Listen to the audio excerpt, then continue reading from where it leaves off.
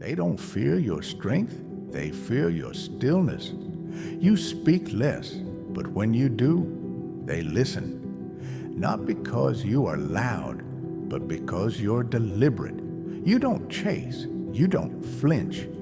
And that unsettles people more than rage ever could. They don't know what you're thinking. They don't know what you want. And what can't be read can't be controlled.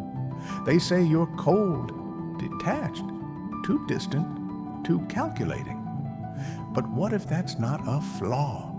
What if it's the source of your power? Niccolo Machiavelli believed that a ruler should never reveal his desperation, because the moment they see your hunger, they own you. Confidence does not always roar. Sometimes it waits in silence, watches everything, and moves only when it chooses. This is not about arrogance. This is not about being fake or pretending not to care. It's about choosing what you reveal and mastering what you don't. It's about owning your presence so completely that the world is forced to respond to it. Most people are addicted to reaction. They fill silence with noise. They perform emotions they don't feel just to seem alive. But in their rush to be seen, they give away all their power. And you stay still. You don't rush to fill the gap. You let the silence stretch. And in that silence, something shifts. People start to wonder, to overthink, to doubt themselves. Because when a man reveals nothing, the world projects everything. This video will uncover the darkest trait real confidence is born from, a trait most people fear, misunderstand, or never master. You have seen it before, in the man who walks into a room and says nothing, but owns it. In the one who does not beg, does not chase, does not flinch, and yet somehow gets everything. The world teaches you to speak up, to prove yourself, to be visible. But Machiavelli knew the truth. Power does not chase, it waits. And the man who remains calm while the world screams is always the one in control. We live in a world that confuses movement with meaning, where the fastest speaker is mistaken for the wisest, where volume is treated as value, and silence makes people uncomfortable. From the moment you step into society, you're taught to react, to respond instantly, to prove yourself, to defend your opinions, to answer every insult with a comeback, every silence with noise. Social media thrives on this sickness, an endless scroll of outrage, validation seeking, and attention addiction. Someone posts, someone reacts, someone claps, someone cancels. It's not about truth anymore, it's about timing. Who can respond fastest? Who can be seen the most? But the more you react, the more you reveal. And the more you reveal, the more they can predict, manipulate, and control you. Most people don't realize this because most people don't think they perform. They have been trained to chase applause, even if it costs them their center. They mistake reactivity for power. They believe their emotional explosions make them authentic. That if they shout loud enough, cry visibly enough, or rage publicly enough, they will be respected. But that's not respect. It's spectacle, and spectacle fades. The truth is this: reactive people are the easiest to control. They are puppets waiting for the right string to be pulled. Say the wrong word, they explode. Give them a little praise, they melt. Take away their spotlight, they beg for it back. They don't run their emotions run them. And here's the terrifying part. Society rewards this. The louder you are, the more attention you get. The more dramatic, the more viral, the more reactive, the more visible. But what society rewards is not always what it respects. The man who's always reacting may win attention, but he will never earn control. Because deep down, people fear what they don't understand. They fear what they can't predict. They fear the man who does not flinch because they don't know what he's thinking. Stillness in a frantic world is not seen as passivity. It's seen as danger. When you refuse to react, you become unreadable, and the unreadable man is always the most powerful in the room. Ask yourself, why does silence make people anxious? Why do they scramble to explain themselves when you don't respond? Why do they overshare when you simply pause? It's because they can't tell what you're thinking. And when someone cannot predict your mind, they fear your next move. In a world of reaction, control belongs to the man who does not play the game, who does not need to prove he's right, who does not beg to be heard, who does not raise his voice just to feel visible. He does not speak to be noticed. He speaks to direct. And if there's nothing worth saying, he says nothing at all. This is not passivity. This is strategy. This is power. Because stillness does not mean you are asleep. It means you are watching, measuring, calculating, choosing the moment with surgical precision. The world rushes to speak. You wait to strike. And in that gap between impulse and action lies the trait that separates noise from dominance. Because the one who does not react is the one who's already in control. There's a trait every truly powerful man carries, but almost no one talks about it, because it doesn't look like strength. It does not look like leadership. It does not even look like confidence. It looks like stillness, silence, distance, detachment. It's easy to miss because it does not perform. We're taught to recognize confidence by what it shows. The bold speaker, the wide smile, the handshake with eye contact, the man who takes space in the room. But real confidence, undeniable, untouchable confidence, doesn't chase visibility. It doesn't need applause. It doesn't need to be seen to know it exists, because its strength comes from restraint. This is the dark trait. Emotional detachment, unreadability, composure under fire, the ability to feel everything and reveal nothing. It's the man who holds back when he could explode, who says less when he could dominate, who waits when everyone else rushes. Not because he's weak, but because he's already won internally. So the outside world doesn't shake him. He is the eye of the storm, calm on the surface. But if you got close enough, you'd feel the fire he's holding back. That's what makes him terrifying. To the average person, this trait looks like arrogance. They say, he's cold, he doesn't care, he's disconnected. But here's what they don't understand. It takes far more strength to hold back than to lash out. Far more intelligence to stay unreadable than to overshare. The man who's mastered this trait has trained himself to wait, to feel emotion without acting on it. He doesn't seek comfort in being understood. He finds power in being misunderstood. This is not passivity. It's precision. There's a difference between freezing up and holding position, between staying silent and making others speak first.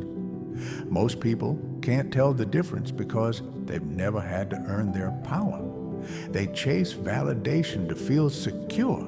They over-explain to be accepted. They move fast to avoid being questioned. But the man who carries the dark trait doesn't run from discomfort. He carries it like armor under the skin. You've seen this in real life. He's the guy who walks into a room and says nothing, yet everyone turns. The one who doesn't jump into every debate, but when he finally speaks, everyone goes quiet. At work, he's not the loudest leader, but he's the one no one wants to disappoint. In relationships, He's not emotionally cold. He just doesn't offer himself cheaply. He doesn't text back out of impulse. He doesn't explain himself to win you over. He doesn't beg to be chosen. He is selective with his energy. And that selectivity is mistaken for ego, when really it's discipline. This kind of presence can't be faked because it comes from years of silence, failure, and self-mastery. You don't become unreadable overnight. You become unreadable when you've been broken and chose not to announce it.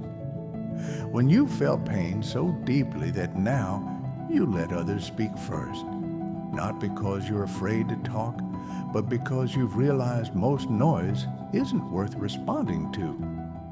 This dark trait is uncomfortable for others because it strips away their illusions. When you stay still, others reveal themselves. When you say nothing, they confess too much. When you show no hunger, they wonder what you're hiding. And that mystery, that lack of access, is what gives you control.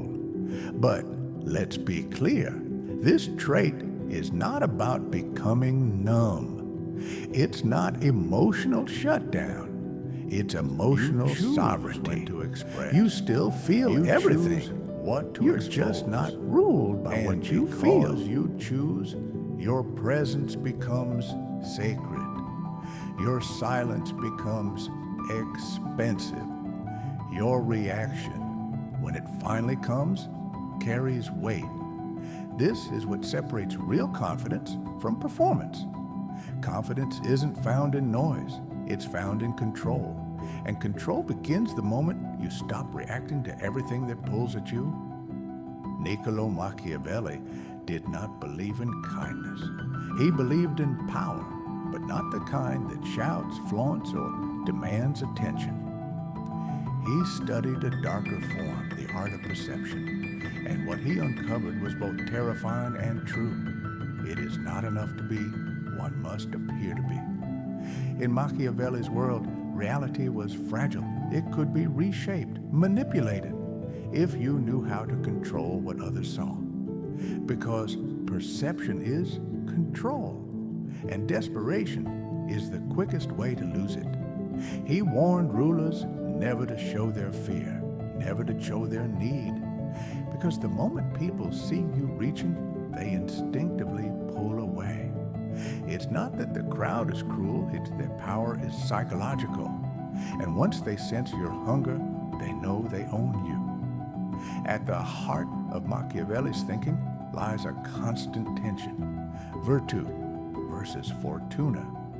Virtue is not virtue. It's strength, will, force of character, the ability to shape your own fate. Fortuna is chance, chaos, the uncontrollable forces of life, a storm that drowns the unprepared. Machiavelli believed a powerful man must learn to master himself, to cultivate virtue, so that when fortuna strikes, he's not destroyed. And nothing builds virtue like restraint, discipline, nonchalance under pressure, because the man who panics when the storm comes never had real power to begin with. But the one who stays still, who keeps his eyes open while others flinch, he becomes the storm. Machiavelli also taught that a ruler must know how to be both the fox and the lion. The lion represents raw power, force, aggression, dominance. The fox represents cunning, subtlety, strategy, deception. You need both to survive. The lion to fight off wolves, the fox to see the traps before you step in them. But here's what most miss. The fox doesn't roar. It watches quietly. It pretends not to notice. And then, at the perfect moment, it strikes. That's the power of emotional detachment. You don't need to perform strength because you've already decided what you'll do when it matters. You become unreadable, not to hide weakness, but to protect your strategy. Machiavelli didn't care if you were strong. He cared if people believed you were strong. He didn't care if you were kind. He cared if kindness served your image. It is much safer to be feared than loved if you cannot be both. Because love is fragile, it demands vulnerability. But fear obeys without asking questions. Now, pause for a moment. Does this mean you must manipulate everyone? Number, it means you must master how you're perceived, because the world is already doing it to you. When you remain calm in chaos, people assume you know something they don't. When you don't react to insult, they question whether they even landed a blow. When you move slowly, deliberately, they start adapting to your rhythm. That's Machiavellian action. You dictate the emotional climate, not by force, but by presence.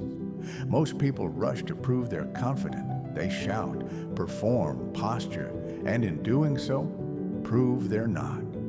But the man who shows nothing, who speaks sparingly, who keeps his face still while everyone else scrambles, that man terrifies people because they can't find the edge of him.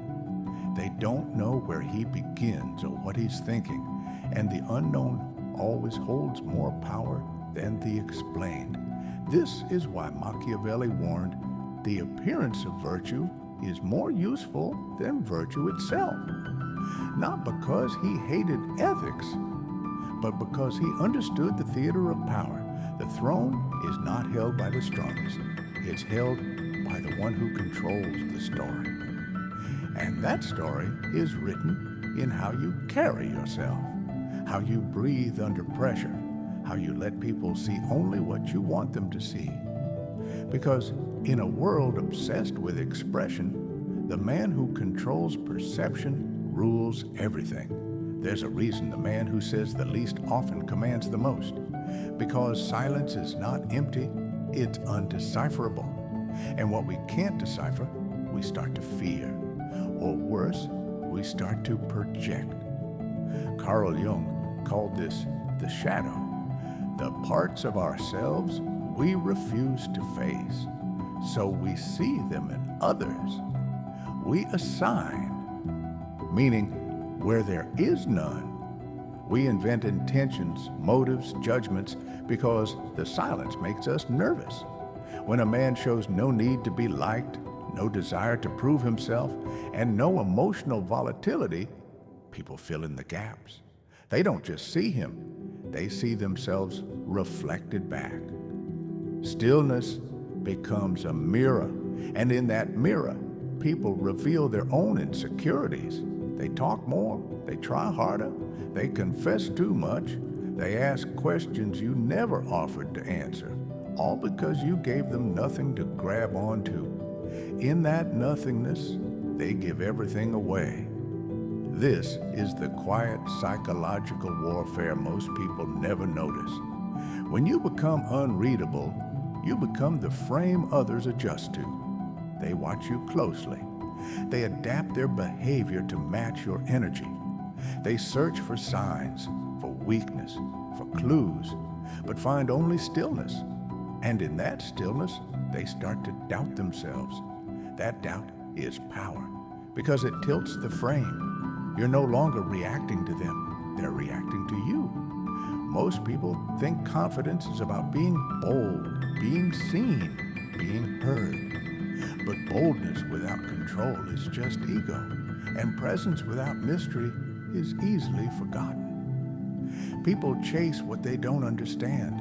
They're drawn to gaps, silences, unknowns, not because they love mystery, but because they crave certainty. And the man who withholds certainty becomes magnetic.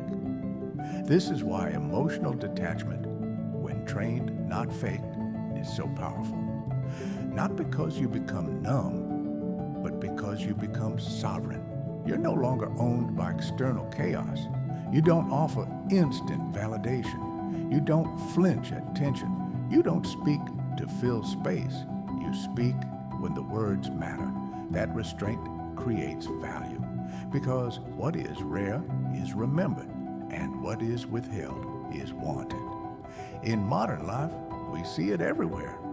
The man who doesn't rush to respond in meetings, yet everyone waits for his input. The woman who doesn't laugh at every joke and becomes the one they want to impress. The person who doesn't post every opinion and is taken more seriously when they finally do. We assume they have something we don't. We assume they know something even if they don't. That's the illusion of stillness, and that illusion is leverage. Carl Jung once said, "People will do anything, no matter how absurd, to avoid facing their own soul." So, what happens when your presence forces them to? When your calm exposes their chaos? When your silence shines a light on the parts of themselves they have buried? They withdraw, they attack, they gossip, they avoid. Not because you're wrong, but because you're uncomfortable to be around. Your stillness disrupts their performance. Your quiet doesn't play the game, and that disruption makes you dangerous. This is the paradox of mystery. The less you reveal, the more people invest in trying to figure you out. The less you chase, the more they feel pulled. The less you speak, the more power your words carry when you do. Stillness is not the absence of energy. It's the concentration of it. It's the difference between the storm and the eye of the storm, between reaction and response, between emotion and command. Because the man who needs nothing commands everything. They will tell you he was always like this, that he was born confident, born calm, born untouchable. But they never saw the version of him that came before the silence. They did not see the man who once spoke too quickly, trying to be liked. They did not see the boy who begged to be chosen, who over-explained, overgave, overreacted. The truth is, real confidence is never given. It's built in the dark, alone. It's not a gift, it's a scar. The man who doesn't flinch today was once shaken by everything. He's been misunderstood, misjudged, left out, talked over. And at some point, he realized that reacting only made him smaller, more exposed, more breakable. So he stopped. Not because he stopped feeling, but because he started training. He trained his silence. He trained his composure. He trained his ability to hold tension without rushing to relieve it. This is what Jung called emotional sobriety, the power to feel everything without being ruled by anything, no outbursts, no need for sympathy, no panic when things don't go his way, just stillness, sharp, focused, chosen. But that kind of stillness comes with a price, because before you can control your emotions, you have to face them. The grief, the rejection, the humiliation of being misunderstood, not once, but again and again. And not defending yourself, not lashing out, just sitting in it, holding your ground, learning the language of silence, because silence has layers. At first it's just quiet, then it becomes pressure, then panic, then clarity. And once you pass through that chaos, you don't need to be loud anymore, because you've already said everything to yourself and survived the echo. He who can sit in silence without needing to be seen is already dangerous, because he no longer craves the comfort of being understood. He doesn't flinch when his presence makes people nervous. He doesn't rush to explain himself in rooms that don't deserve him. He knows that those who are addicted to visibility can be controlled by attention. But he's not addicted. He's trained. And in that training, he became rare. You can feel it in the way he speaks. Measured, precise, no wasted breath, no nervous energy. His confidence doesn't perform, it radiates. Because it's not built on approval, it's built on awareness. And this is why most people never reach it.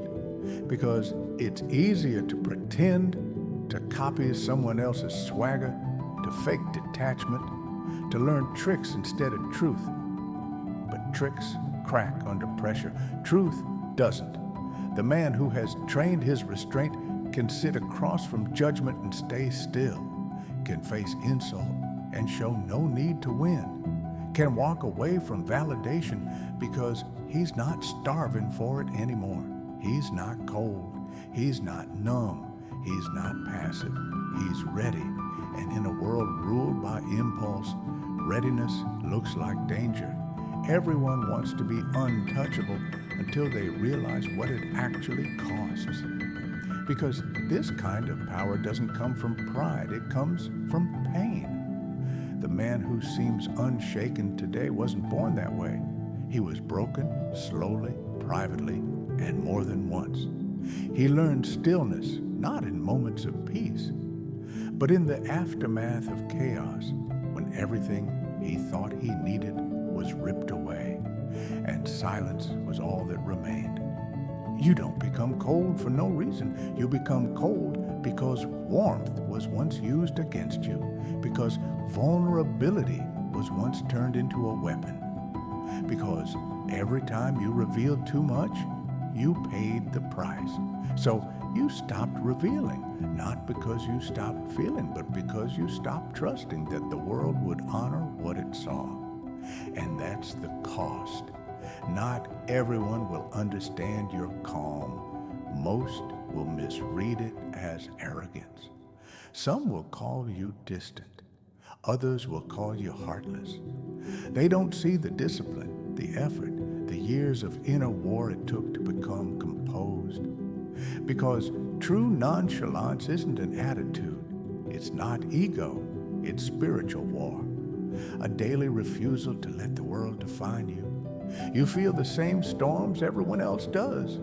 You just refuse to let the storm use your face. You don't become unshaken without being broken first.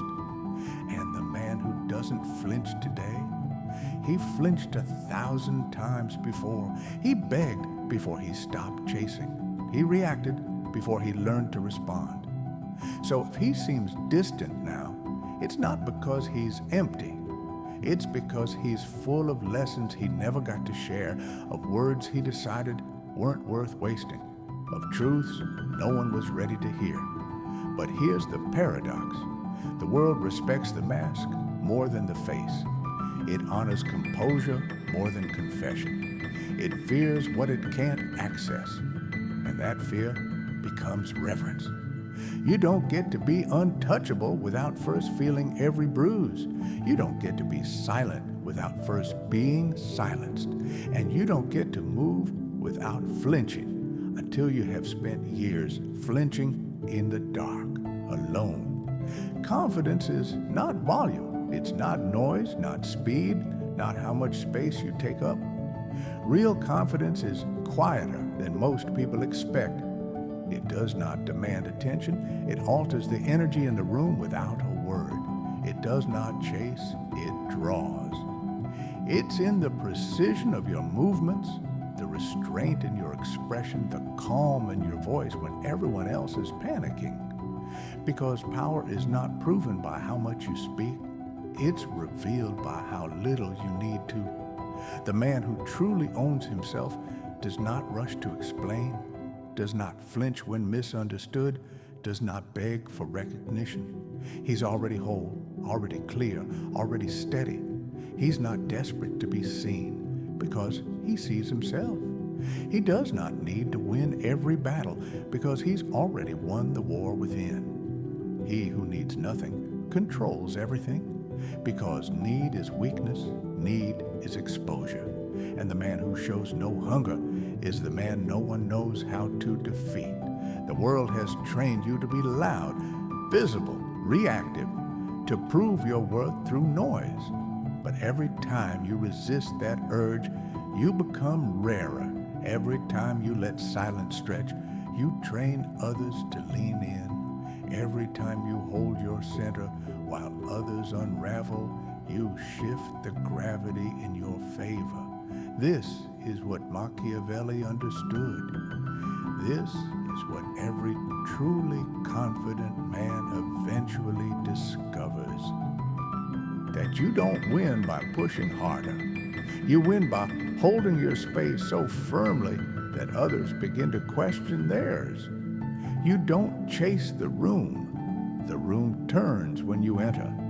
And if that kind of presence is something you're building, if you're drawn to philosophy, psychology, and the mindset of true power, subscribe to this channel, not for noise, but for the silence that transforms it.